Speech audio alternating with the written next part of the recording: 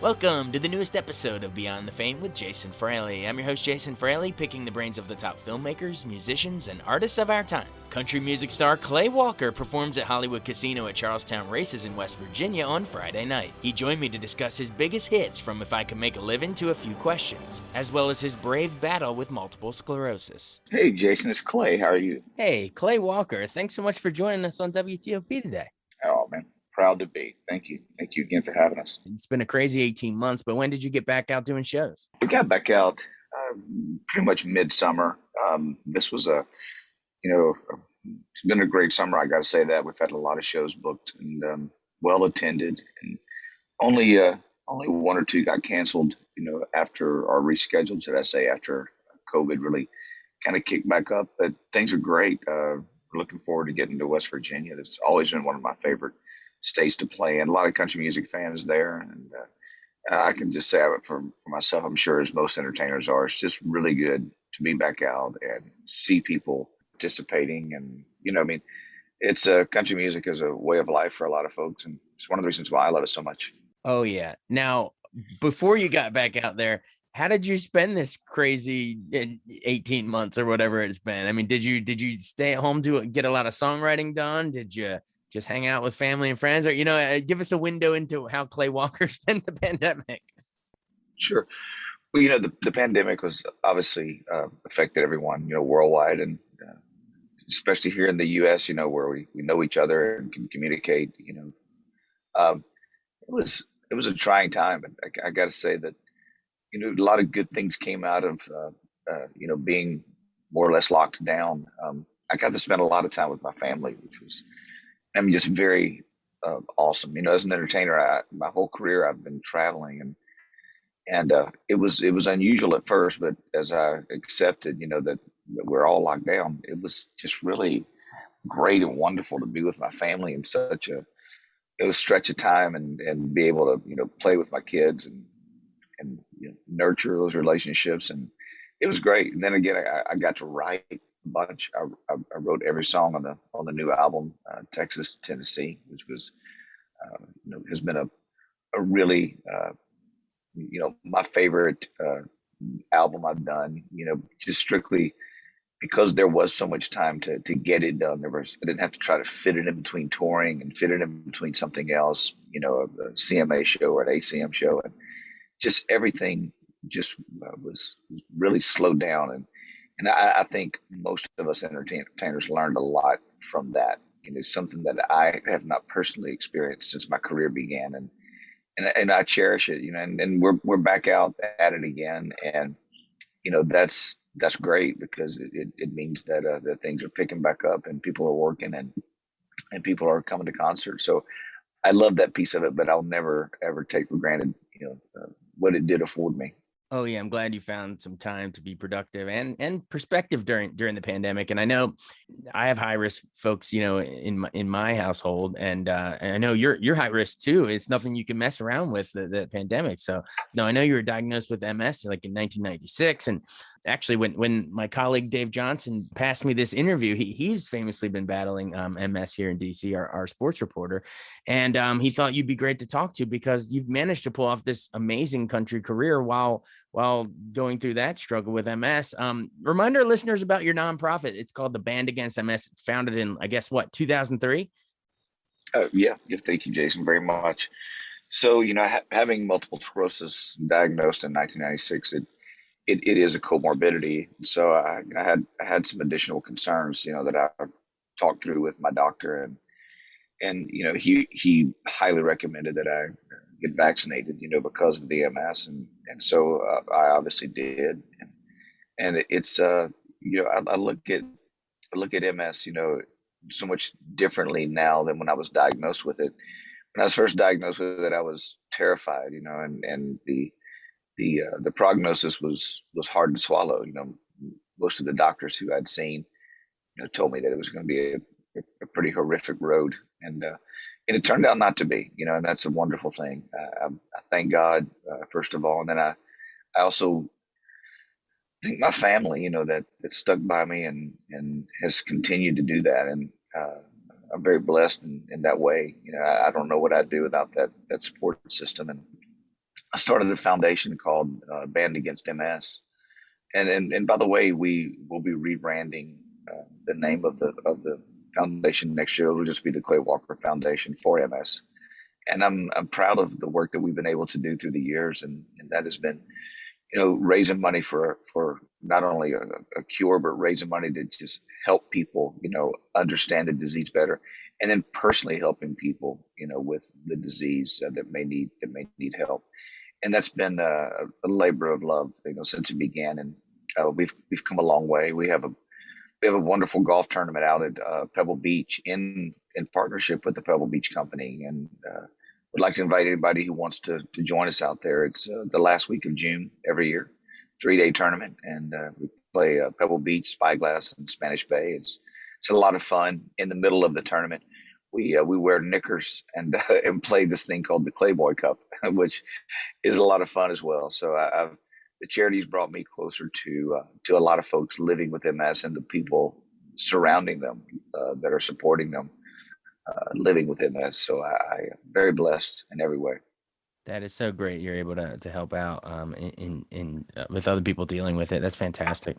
Well, take me back to the beginning. Whenever I have someone on, I love to hear sort of your journey. So I know you were born in Texas in what, like 1969. How did you get into music in the first place? Like, was country music on, around the household, or, when did you pick up your first instrument? I want to know how you got bit by that bug. Well, there's not a whole lot to that. It's just I grew up in a family that played country music all the time. They it's like I grew up around a lot of cousins. My family uh, had inherited, through the years. I grew up on a piece of land that had been passed down in my family while Texas was still a republic, before it was even a state. And there was just this, I don't know, this DNA thing, I guess, that, we grew up, ranching and farming, and it was a way of life. And it was all of my uncles and aunts, on this piece of property, and all of their children, in different houses. So I grew up in a close community of family, and, every weekend, and, even during the week, they would sit around and pick guitars and play different instruments, even banjo, or yeah, everything, and sing. So it was always in front of me. I never was without music. And I somehow, I did get bitten by the bug, and I entered a couple of talent contests and did well. And getting in front of live audience, just that turns into an addiction. And Mhm. and the rest is kind of history. I just got noticed by some people, in Nashville that were passing through, and they liked the way I sounded. And that person that noticed me just happened to be James Stroud, who was the number one producer at the time in Nashville. He was producing Clint Black and Little Texas, and gosh, just Charlie Daniels, plethora of acts. Just a great, producer. And he liked me and said, "Hey, why don't you come to Nashville and let's record an album?" And so I went to Nashville, and it was way different than I expected. I, I I just had no idea. It's like a deer in the headlights.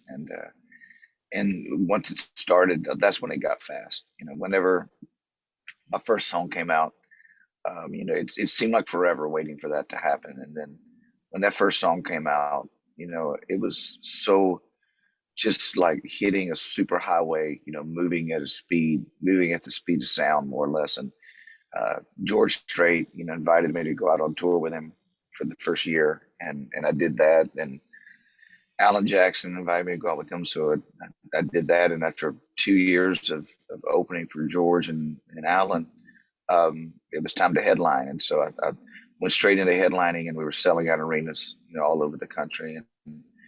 And it's just been a whirlwind. It just seems like yesterday that I started. I'm not kidding you. Oh yeah, it's in a blink of an eye. What was it? Kenny said, "Don't blink," and now you're here. Um, well, Right. you've had so many hits over the years, and you know, I grew up loving your music, and my wife too. We love your stuff. We'd be here all day if we go through all the songs, but I'd love to maybe rapid fire through some of them. You know, the first big one in '93 was "What's It to You." I loves the rhythm, two hearts beating, pounding down a match steady and true. It's just a great song. But why do you think that one works so well as your first, you know, out of the box? I was so young when I first came out. I think I was 20, 22 or 23. And it was the song just fit, where I was in my life, youthful. And there was a new era of country music coming. And I was in the middle of that, on the front end or middle, however you want to look at it. And there was this new growth, of fans as well. A lot of young folks, that were my age and even younger, who were just getting into country music because of people like Garth Brooks, and Pure Country came out with George Strait. You had Clint Black. You had an explosion of country music in the '90s, and there was this new growth. And so I think "What's It to You" really was a great, crossover song for a lot of people that were coming into country music and that were just youthful, kids. And to this day when we do that song, it's wild because I'll see 15, 16, 17-year olds singing it to the top of their lungs, and that's the most joy that an entertainer can have in their life, honestly. When you look out and see that your music is reaching down into generations, and that a song that may be older than the actual person singing it is still relevant, and that's how you know that it was a classic. And there is no better feeling than that. My 11-year-old daughter Mary Elizabeth was at my show last night, and she just could not stop taking pictures and video. And when I got off stage, I came on the bus and she said, "Daddy," she says, "there were so many young people there." And, and it just was, it really touched my heart, that my daughter, who loves me and adores me, got to see that and see that her dad is relevant. and That's and number cool. two, that and number two, she's right. That it's impressive that there are a lot of young people there. It's a great feeling. Oh yeah, absolutely. And you're right. I guarantee people still sing that one. I mean, we all grew up with it, and so it just takes us right back. And that first album also had "Live Until I Die," "Dreaming with My Eyes Wide Open." It's such good stuff. But tell me about. I want to know about "If I Could Make a Living," "Out of Loving You," "Billion Millionaire." That's just one of those classic country songs where it's like, you know, if I might not be the richest guy or whatever, but man, if I could just turn this love, I'd be loaded. Well, you mentioned um, "Live Until I Die," um, and "If I Can Make a Living Out of Loving You." I mean, two songs that are pretty much staples of any concert we're going to do, and they both have these huge fiddle intros, which I've always been a huge fiddle fan. I think "Amarillo" by Morning by George Strait is probably the greatest country music song of all time, and Oh yeah, you'll be looking so for eight when they pull that gate. so I've always been influenced by George, and in particular that song. And so when I recorded "Live Until I Die" and "If I Can Make a Living," I certainly wanted those big fiddle intros on there, and I came up with the melody, for "Live Until I Die." I wrote the song "Live Until I Die," and I even wrote the intro, the melody for the fiddle. And I don't play fiddle, but it was a pleasure just creating that melody with the guitar. And "If I Can Make a Living" is so strange, that I've got five young kids, ages 9 months to 13 years old, and I have a lot of albums I recorded. But in my household, pretty much every single day, if you were in my house, you would hear "If I Can Make a Living Out of Loving You" playing on Alexa, because every time my 3-year-old goes by, he says, "Alexa, play "If I Can Make a Living" by Clay Walker." And so it's so funny, that they have gravitated to that song in particular. And so every night, if they're out on, if they're out with me and they're listening to the show, they're begging me, Daddy, please do it early. Don't wait.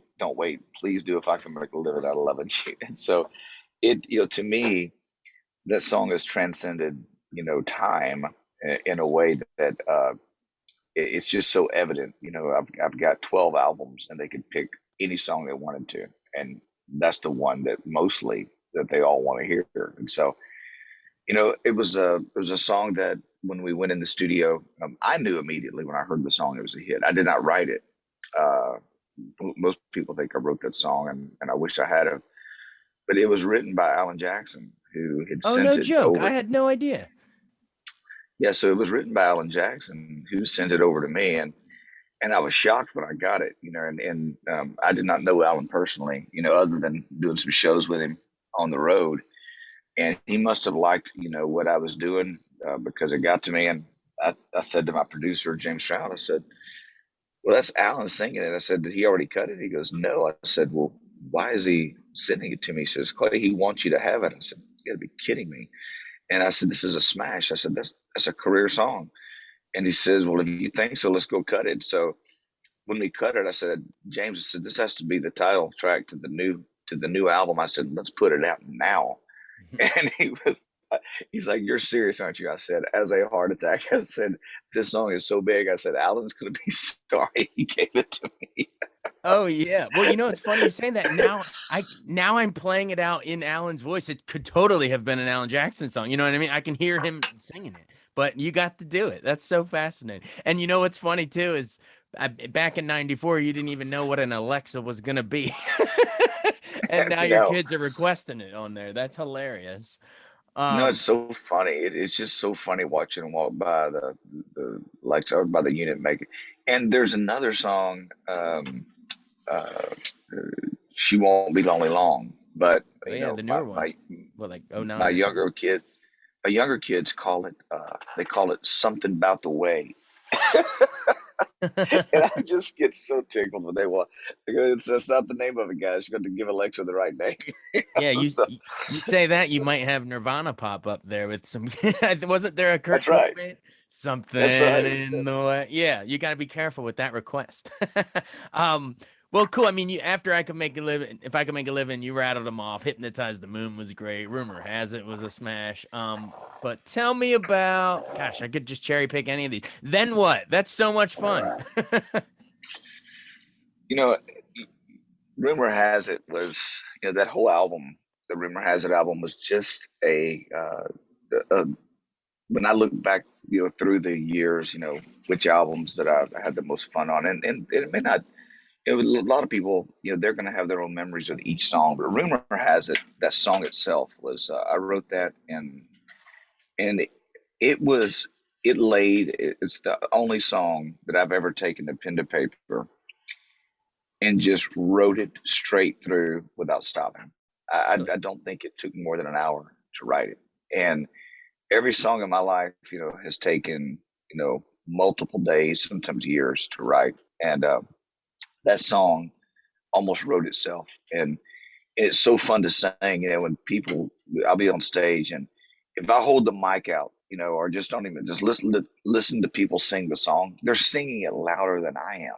Like I'm on the stage and I can hear it louder from their voices than my own. And so I really enjoy, the live concerts because they tell you how did this song affect people's lives, and you can hear it when they sing it back to you. Then what was obviously, I say obviously, but to me it was, I was affected by, Margaritaville, Jimmy Buffett, and loved his music growing up as a kid and still do. And so on Then What, uh, John Vesner had written that song, and he came out to a show in Minneapolis, and John Vesner's married to Kathy Mattea, who did 18 Wheels and a Dozen Roses. She was really big, in the late Oh, 80s and we early just 90s. interviewed her. We've interviewed her about a month ago, and all about where have you been? And I mean, yeah, man, an icon, I think. Oh yeah, absolutely. She's one of the sweetest people, that you'll ever meet, and her husband is as well. Just kind man. And he came out to a show, and his parents lived at the time up in Minneapolis, and he he or Minnesota, excuse me, somewhere up there, and he said, "I got a song for you." He said, "But," he goes, "I don't have a demo for it." And he said, "But I want to play it for you." And he came on my bus, and I got him a guitar, and he started playing. Then what? But it was kind of in this folky attitude and real folk sounding. And as he's playing it, I said, he got done. And I said, "John," I said, would you allow me some liberty with the song?" And he goes, "What are you hearing?" I said, "Man," I said, "I'm hearing like a Jimmy Buffett beach beat to it." And he didn't look too pleased by, by the by the by the idea. And I said, "Well, just let me go cut it. Let me see what James Stroud thinks." I said, and if you don't like it, we won't put it out. So I went into the studio with James and played in the song. I did get John Vesner to lay down just a little track with him and a guitar. And James goes, "Man, I'm not hearing what you're saying." And I said, "Well," I said, "I also wanted to have some steel drums on it." And James looked at me. He thought I was messing with him, I guess. And I said, "This thing, it's guys, it just got so. This is going to be so fun. It's going to be. You just have no idea." And so he goes, "Okay, I'm going to go with it." And so we record the song, and the steel drum player came in, the percussionist. And I am not joking. This is the one thing I remember about cutting a record. He was drenched. I'm talking about dripping from head to toe in sweat from playing the steel drums on that song. And he gets done playing, and he says, "That is my favorite song I've ever played on in my life." Wow. And James Stroud is a percussionist. James Stroud is a drummer. He played on old time rock and roll. James Stroud played on some monster records as a session player and drummer. And so he got excited after that. James did. He started getting, because he could see this percussionist, just said, "That's my favorite song I've ever played on." So we put the song out. Of course, it flies up the charts, and ended up at number one or number two. I can't remember. I think it was a one. But it was we always kick out beach balls during the show on that song. And I learned that at a Jimmy Buffett concert. He did that in Houston, Texas at the Woodlands. And I was there, and I got to experience that whole live performance. And I was like, when I saw the movement that it created, we do it every night. We kick out beach balls, and people love it. They go crazy. But, you got to give credit where credit's due. If there was no Jimmy Buffett, there'd be no Then What. Wow. Well, that's got to be one of the staples of one of your concert favorites, the upbeat, like a summer song, "Kick the Beach Balls" for sure. But then on the flip side, one of my favorite, arguably my favorite of yours, at least in terms of a heart tugger, more of a serious one, "The Chain of Love." It's the ultimate. How did you write that? It's the ultimate pay it forward song, and the idea of how just these random acts of kindness, and the fact that it's sort of like every great country song, it like kind of loops back around at the end with that final line, "I love you, Joe," and you realize it's the same person, her husband from the beginning. But man, that's genius. Did you write that? Well, there's a very interesting twist to not only the song but the person who wrote it, and I'll tell you the story, and then I'll tell you who wrote it. Okay. So the first time I heard the song, I only listened to the first verse and chorus, and that's typically how I listen to songs if I'm going to record them. I don't really need to hear the rest of the song. It's just first verse and chorus, and if that doesn't just slay you, then there's I'm not going to record it. So the person pitching me the song was over at Harlan Howard's publishing company, and they sent me the song, and I passed on it. And I went into the publishing company to listen because we were getting ready to go record that week. And so I walked in, I sat down, and the person was playing me some songs.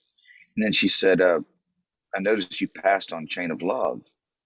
And I said, Chain of Love, Chain of Love. I said, oh, yeah, yeah. I remember the song. I said, yeah, I said that. I think it's a great song. He said, but, it didn't just slay me in the first verse and chorus. She goes, did you listen to the end of it? I said, no, I never do.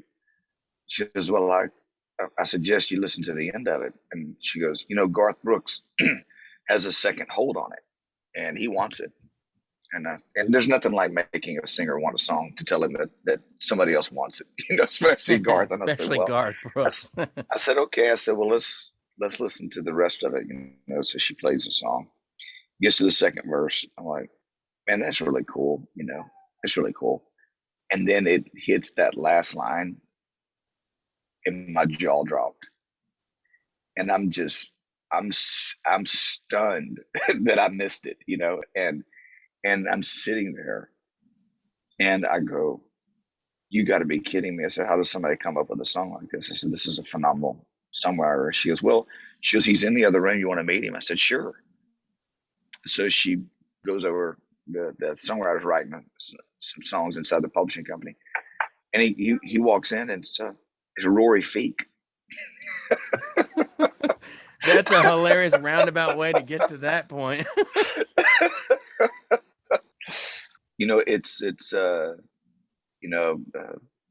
There's a, the great songs and the great songwriters, it's not a surprise that there's only, a handful of them, that surround those great, like Dean Dillon, wrote all those great songs for George Strait, Sure. and and then in the 70s and 80s there was a guy named Harlan Howard, and I just happened to be at his publishing company, and I got to write with him. We didn't write anything that was earth shattering. That's how it goes. You write, you probably write, and this is not an exaggeration, in the beginning of your career, you probably write 100 songs to get one great one. And then as you write a great one, you write, about, probably 25 songs to get a great one. You start reducing that number down, and then the number keeps going down as you go through your career. If you're a really good songwriter, and I'm blown away, that it is, and I've learned this in my career. It's not how great the singer is. It is always how great the song is. It has never failed. You can take a mediocre singer with a unbelievable song, and you'll have a hit. You take a great singer and a mediocre song, and no one will ever hear of the singer or the song. That's the way it works every time. So the importance, in someone's career should always be put, on the song, and that is one of the greatest things I've ever learned. That is so true. Well, speaking of great songs, we probably only have time for one more, and then I really should let you run. You've been generous with your time, but I can't leave you without asking about a few questions. That song, particularly with with what's happened in the past year with the pandemic and everything. But it's just sort of this idea of reaching out to the heavens, and I don't mean to second guess you, God, or criticize what I don't understand, but these are just some big, as a mere mortal here who can only, we sort of have blinders on. We can only understand so much as humans about, the divine plan or whatever. But, let's talk about just why that song really hits hard when you wrote it. And then, and also, yeah, I mean, tie it into sort of now with the pandemic, it's like, why does this stuff happen? I don't really, have a rhyme or reason, for life. I am a strong believer, in creation, and I'm glad you asked the question, because, so many people avoid, the religious or the God question, in the media, especially. And, to me, it's probably the most important question, of anybody's life. And it's, I am a pretty serious guy, and I'm funny too. I like to have a good time, but man, I'm a pretty serious guy, about how I feel inside, spiritually. And I'm sure there's probably more people like me that probably don't talk about it, but going through being diagnosed with multiple sclerosis, when I was very, very young, and living through that and living with it today, it just, there's a lot of questions that I've had in my life. I've never questioned God as to why, He allowed me to have MS. That's never come out of my thought or anything. I don't know why. Probably because of the way my mom raised me. But I do question things, like the song, why is there so much war? Why are there people, in Afghanistan? Why are women and children so abused? And and why does a country like the U.S., why do we get to live in such freedom? I don't know all the answers to these questions, but when I was diagnosed with MS, I read the book of Job, and I had never read it, and it was just so deep. I was, and I thought to myself, well, who would I be to complain?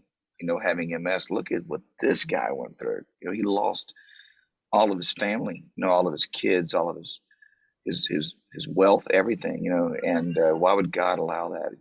Just so disturbing. And so the song, A Few Questions, is really just pointed right at, the book of Job. And so it's a perfect song for me. When I sing it, I'm going to feel something different than somebody that the next person listening to it.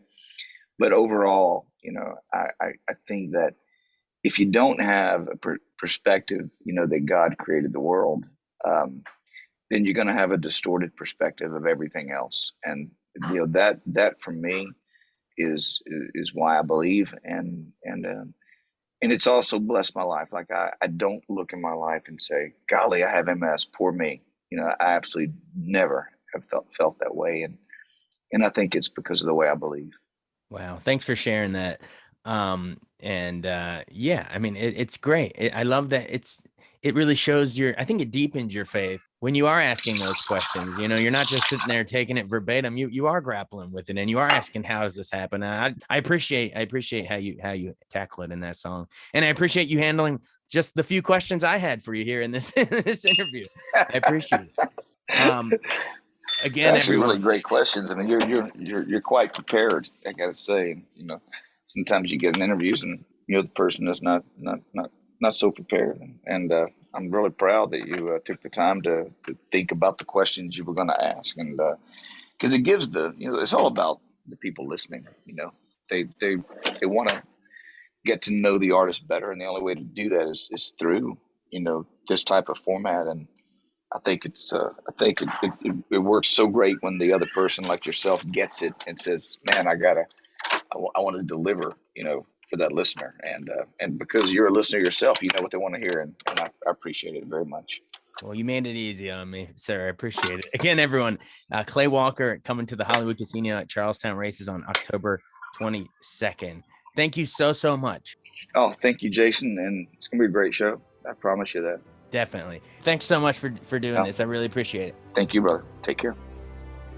Thanks so much for joining us on Beyond the Fame with Jason Fraley. Remember to hit the subscribe button and give us a 5-star rating if you like what you hear. We'll see you next time.